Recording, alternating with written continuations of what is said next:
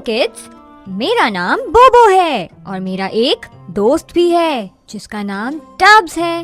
चलो टब्स को बुलाते हैं। टब्स, टब्स, अरे कहाँ हो? जल्दी आओ। बोबो, तुम मुझे खा तो नहीं जाओगी? नहीं नहीं, मैं तो तुम्हें एक एक्टिविटी सिखाऊंगी। इससे हम बहुत सारे गेम्स खेल सकते हैं। तो बोलो, तैयार हो? अरे वाह, मैं तो तैयार हूँ। तो फिर चले।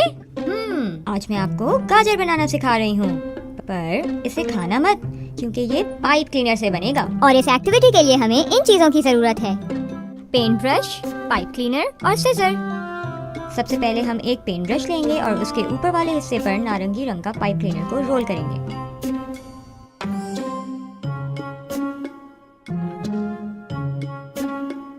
अब बहुत आहिस्ते से इसे पेंट ब्रश से अलग करेंगे। फिर हरे रंग के पाइप क्लीनर के एक कोने को पकड़ के 3 लूप्स बनाएंगे।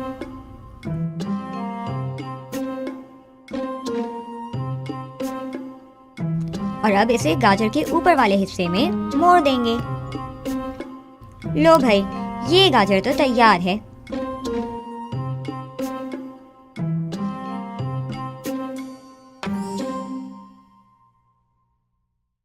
तो टब्स, कुछ सीखा?